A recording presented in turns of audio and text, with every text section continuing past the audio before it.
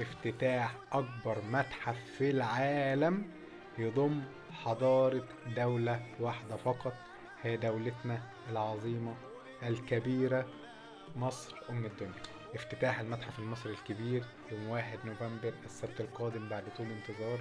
وأنا عايز أقول لكم المتحف ده هدية مصر للعالم كله، وانت كمصري لازم تفتخر من هنا لغاية يوم القيامة ان انت اجدادك سابولك حاجة زي كده، وتفتخر بالصرح العظيم اللي تم بناؤه في عهد سيادة الجنرال عبد الفتاح السيسي.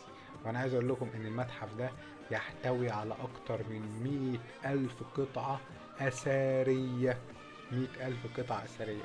ويحتوي هذا المتحف على اغلى قطعة اثرية في العالم، هو قناع توت عنخ آمون. مش بس كده، لا ده في جميع مقتنيات الملك توت عنخ آمون، اكتر من 5000 قطعة اثرية لملك واحد بس، هو جدنا وجد كل المصريين، الملك العظيم توت عنخ آمون.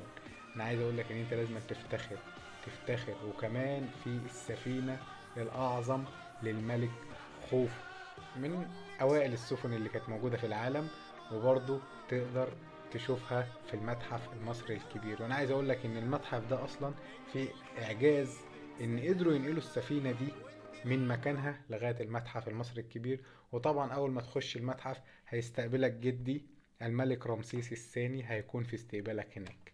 فانا بجد فخور جدا، فخور جدا بجد، حاسس بفخر بطريقة فظيعة ان بلدي العزيزة مصر قدرت تعمل صرح زي ده، وتعرض مقتنيات أجدادي وحضارتنا في متحف ومكان يليق بيها.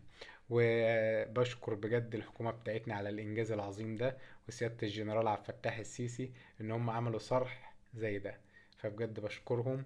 وانت كمصري زي ما بقولك كده افتخر، افتخر، اتكلم كده، اعمل كده. انا مصري عندي حضارة 7000 سنة.